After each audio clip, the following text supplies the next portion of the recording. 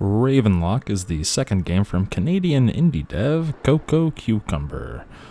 There's honestly not a ton to go over with this title, as it took me only about 4 to 5 hours in total to beat the game in its entirety, as well as hit every achievement that it has, which is not something that I typically do, but I just wanted to see how accessible that was, and that was incredibly easy to do with this title, so this will be a brief and sweet review, which honestly isn't a terrible thing. In a world where every game is seemingly an open world filled with pointless tasks designed to bloat a game and squeeze away every single free moment from you possible, in some cases to sell various microtransaction packs to help boost you through being able to ignore those tasks, Ravenlok is definitely a breath of fresh air here. And I thank the developers for that. Not every game needs to be hundreds of hours of gameplay, and typically these open worlds are barren, boring, and the mundane tasks are required in part to advance on the game anyways. I'm looking at you, Ubisoft, and what you've done with Assassin's Creed with Odyssey, Valhalla, Black Flag, the more recent titles. But this is no place for that soapbox, as I value my time and yours, and this is about Ravenlok, and they clearly value the player's time as well. Ravenlok is a simple action-adventure title.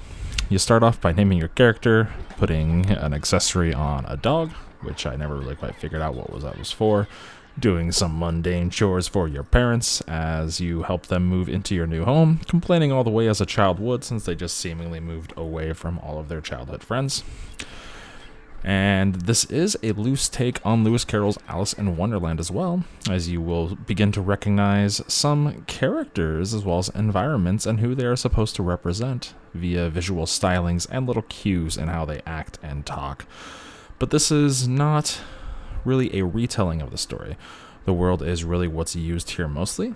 You, the character, are pulled through a mirror, through the looking glass, by one of the main NPCs who will start you on your quest here in this new mystical fairy tale-ish land, as you are supposedly the fabled hero to set the land free.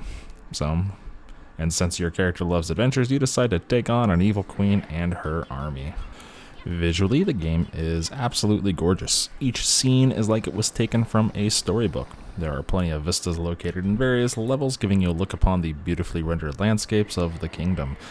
Now, the game is built using voxels, so there is definitely a unique look to some characters, but overall, the game's visual design is just outstanding. Enemies are unique, bosses are fantastic visually to behold, and the particle effects and all the effects of different attacks, magics, different attacks coming from bosses are all extremely well put together.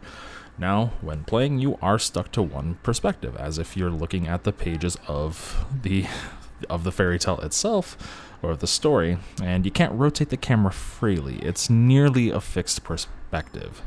This does create many instances in which you're backtracking through an area. Enemies can sometimes surprise you from off-screen. Worst of all, a few bosses do have attacks in which they charge at the player, and this can send them beyond the camera, and if you're too far away while you're chasing down that boss, they could be charging up another attack and just hit you from off-screen essentially. So that's one thing, the one complaint I really did have with the game, though it is a really small complaint just because of what the game's package does hold. The game itself is by no means difficult in the slightest. It does seem to exist really as a means to display their wonderful craftsmanship of the world and to tell this take upon Alice in Wonderland. One other note to make is that there is no voice acting in the game, so be prepared to read, as you can see from the video playing here in the background of the review. So with that, let's talk about combat. You have a sword, you hit things with it. The attacks in which you can spam to your heart's content. A shield to block attacks with, mostly which I completely ignored in favor of the dodge, but it is required to mitigate some boss attacks here or there, but blocking does eat away at a little stamina meter that you have that does refill over time. On top of your basic spammy attack, you have a few other skills as well. You can summon and launch a few little cold-based particle orbs that home in on enemies and do some damage. You have a lunging piercing attack that sends you through enemy ranks to kind of reposition a little bit, get out of a large mob of enemies, which you'll run into occasionally. You do also have a skill which sends out a combo of strikes, which I did use on lots of grouped up enemies as well, or bosses. Then finally one more skill which sees you jump up and slam your sword in the ground, releasing some fire AoE in front of you. On top of these, you did have various bombs you can throw at your enemies of different strengths.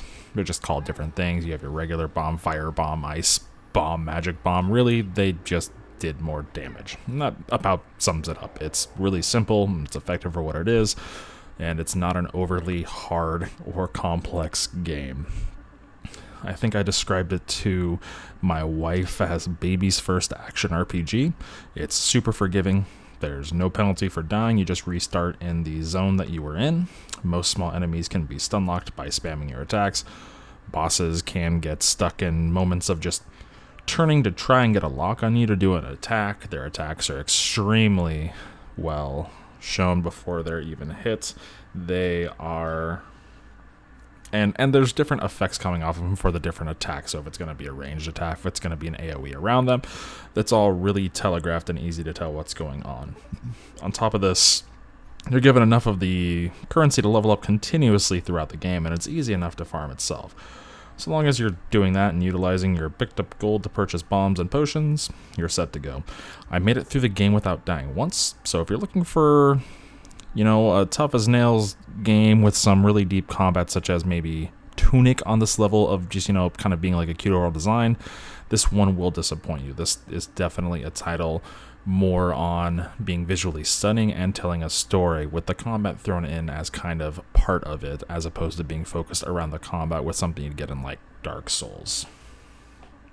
Design-wise, the game pretty much sets you up to complete every single quest as you are given it.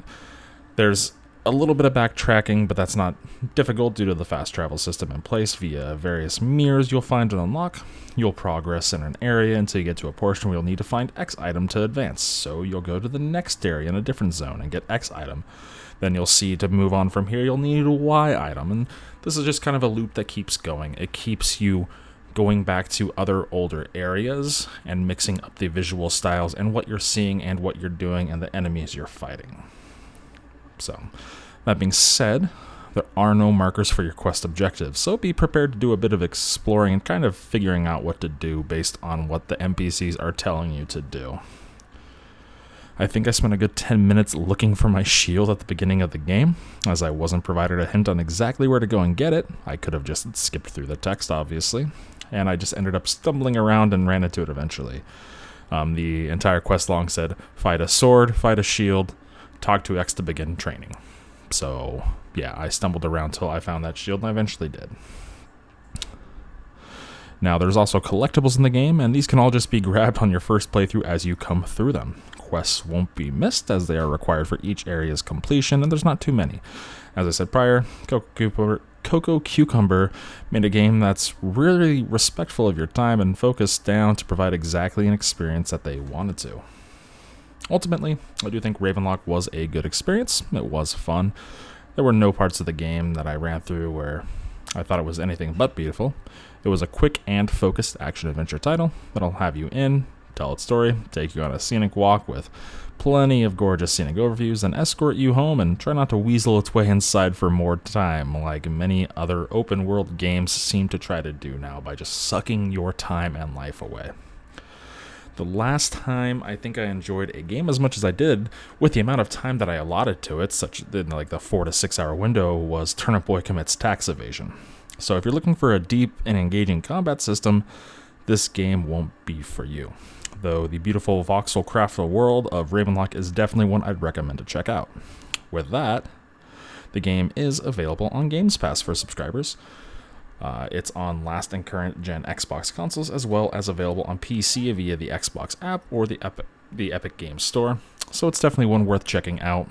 4 to 5 hours to get everything taken care of within it, and it was definitely a nice, cute little adventure that was worth my time. So thank you, Cococucumber, for respecting my time as a gamer and understanding I have other responsibilities in life.